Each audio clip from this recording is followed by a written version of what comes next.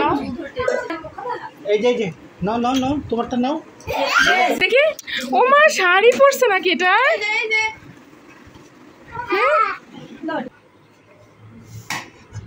বসেন। আসসালামু আলাইকুম। খিচুড়ি রান্না করবো সকালবেলা। আমার ননদ খিচুড়ি খেতে চেয়েছে ঝাল ভর্তা দিয়ে, মানে শুকনো মরিচের ভর্তা দিয়ে। তো এই জন্য এখানে মিষ্টি কুমড়া, আলু, পটল, পেঁয়াজ এগুলো সব কেটে কেটে নিয়েছি। এখন আস্তে আস্তে করে বসিয়ে দেবো।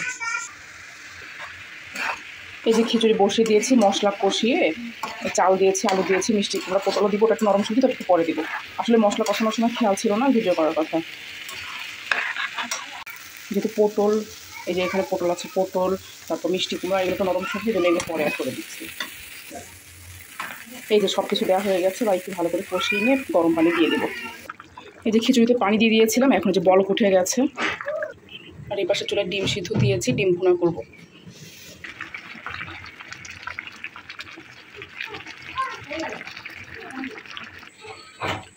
এই যে খিচুড়িটা আমার রান্না হয়ে গেছে, আমি নামিয়ে রেখেছি।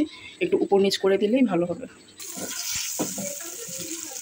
খিচুড়ি রান্না শেষ। এই যে ডিমটা ভেজে নিয়ে ভুনা করে ফেলবো। ডিমটা ভুনা করে ফেলবো, এদের মধ্যে পেঁয়াজ রসুন দিয়ে ভেজে নিয়ে মশলা দিয়ে কষায় নেবো।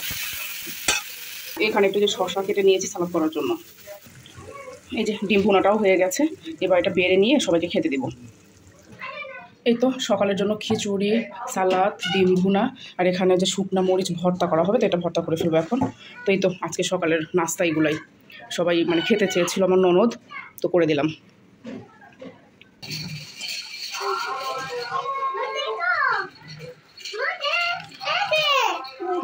শুরু করছি। সকালে নাস্তার পরে আমরা এই রুমে বসেছিলাম, একটু বাচ্চাদের খেলাধুলা দেখছিলাম আর নিজেদের মধ্যে একটু গল্পগুচ্ছ করছিলাম। আর আগের দিনে কিছু কাপড় ছিল বারান্দায়, সব কিছু শুকিয়ে গেছিলো, তো সবাই মিলে সেগুলো একটু ভাঁজ করে রাখা হচ্ছিল।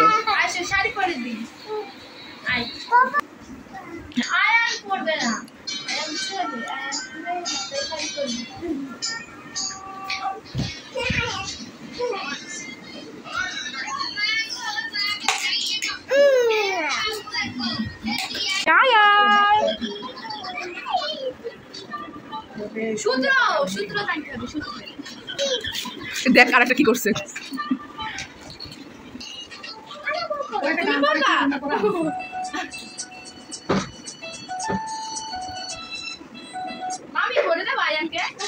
জারিনকে সাদিয়া শাড়ি পরে দিয়েছিল, তো জারিন খুলে ফেলেছে এক টান দিয়ে। তো এটা দেখে আমার ছেলে আবার শাড়ি পরা শুরু করে দিয়েছে। তো দেখেন কি লাগছে দেখতে। তো রান্না করতে চলে যাব এখন। এই চুলায় ডাল সিদ্ধ বসিয়েছি, সিদ্ধ হয়ে গেলে পানিটা গরম পানি দিয়ে ডালটা করব, আম দিয়ে রান্না করব ডালটা। আর এই পাশে চুলায় যে মশলা কষিয়ে নিচ্ছি, কাঁঠাল রান্না করব। ওই দিন আপনাদের দেখলাম যে আমার শাশুড়ি নিয়ে আসছে কাঁঠাল বাড়ি থেকে। এই যে চলে দেখলেন যে সবাই মিলে বাঁচতে বসলাম, সেই যেগুলো রান্না করবো এখন। মশলাটা কষিয়ে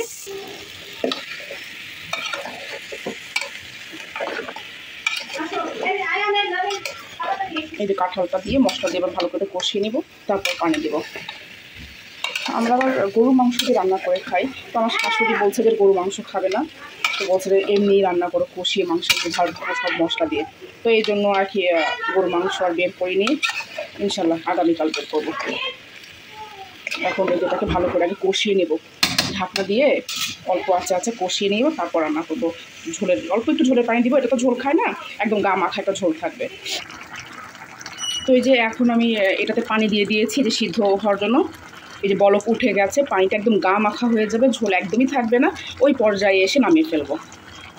আর এপাশে হচ্ছে ডাল সিদ্ধ বসিয়েছিলাম, পরে সিদ্ধ হয়ে গেলে আমি হচ্ছে একটু ডাল ঘুটনি দিয়ে ঘটনা দিয়ে পরে যে পরিমাণ মতো পানি দিয়ে দিয়েছি।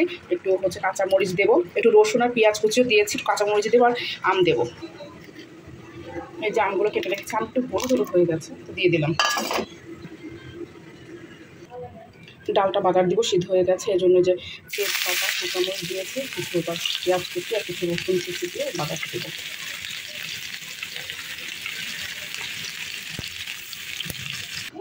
এই তো ডালটা বাগার দেওয়া হয়ে গেছে। হ্যাঁ আঠাটা সোমবার দিয়ে দিচ্ছি, বাগার দিয়ে দিচ্ছি।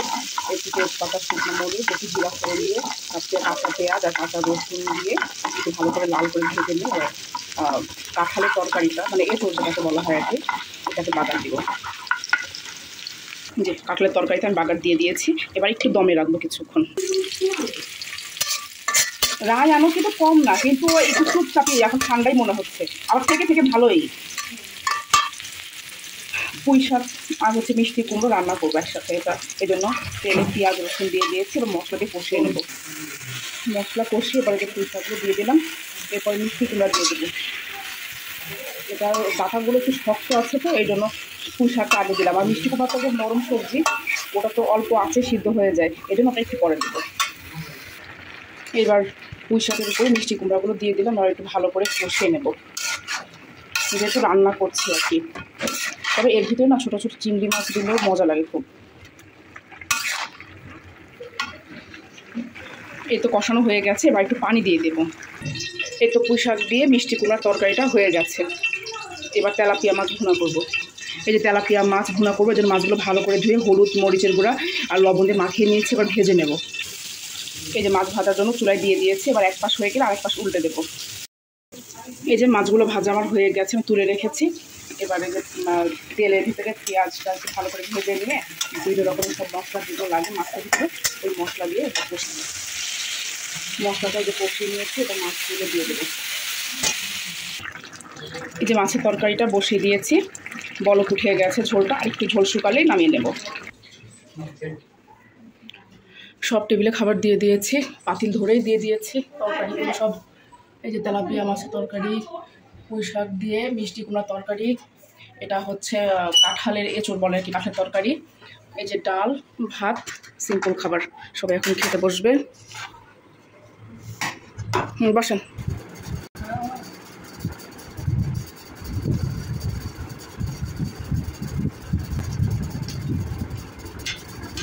এই সব খেতে বসছে, সব খাওয়া দাওয়া হচ্ছে। তো খাওয়া দাওয়ার পরে আমরা একটু শুয়েছিলাম, তো একটু পর আবার আম্মু ফোন দিল যে আম্মু আসবে বাসায়। তো এই জন্য আবার এই পাশের রুমে চলে আসলাম, এসে দেখছি একটু পর আবার আম্মু চলে আসছে।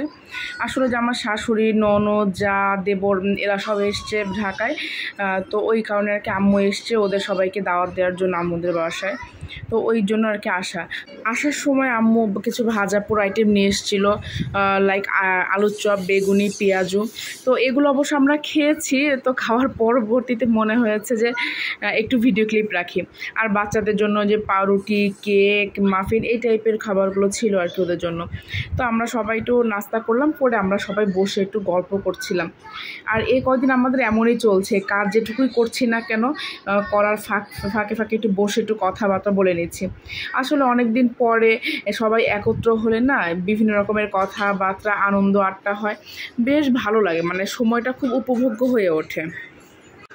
নাস্তার পরপরই সবাই মিলে একটু কফি খাচ্ছিলাম।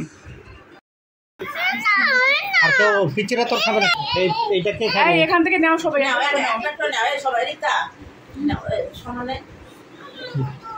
ভাইয়ান খাবে? এই যে নাও নাও নাও, তোমারটা নাও, এটা তুলে নাও। এই যে তোমারটা নাও। আসতে পড়বে, তাড়াহুড়া করতেছে কেন? থাক সমস্যা নেই, তুমি বুঝবা। এই যে ভাইয়া কি বলে দেখো। যাও যাও রান, যাও যাও, ওমা যাও। এখন তোমার গালি বসো যাও। কেন গো? আয়ানিক দেখেই নাই, ও বোন কেমনে শিখবে। ও বসো একে ডেকে নিয়ে আসো। ওদের কি আবার কি? যাও বাবা যাও। সাল্লামকে জিজ্ঞেস করলো, জিব্রাইল তুমি কি আমার উম্মতদেরকে জাহান্নামে জ্বলতে দেখেছো? জিব্রাইল আলাইহিস সালাম তখন চুপ করে গেলেন। একেবারে নির্ভর হয়ে কেননা জিব্রাইল আলাইহিস সালাম জানতেন তিনি সেই একটু ফ্রি হও। ফ্রি হয় নাই এখন। বসো, নাও তোমার। এইগুলো স্মৃতি হয়ে থাকবে যে আসছিল। যাও যাও যাও ভোগে বসো যাও ভোগে। এই যে খাওয়ানোটা ঠিক করে দিতে, ঠিক করে দিতে। হ্যাঁ হ্যাঁ, আচ্ছা আচ্ছা, এই যে হ্যাঁ, তুমি সরে যাও, সামনে সরে যাও। নাস্তা পর্ব শেষ করে আমরা সবাই মিলে বসে বাচ্চাদের খেলাধুলা দেখছিলাম আর নিজেদের মতো একটু গল্প করছিলাম। আর আপনাদের তো একটু আগে বললামই যে আম্মু এসছে সবাইকে দাওয়াত দিতে। আজকের ব্লগটা এ পর্যন্তই। আল্লাহ হাফেজ।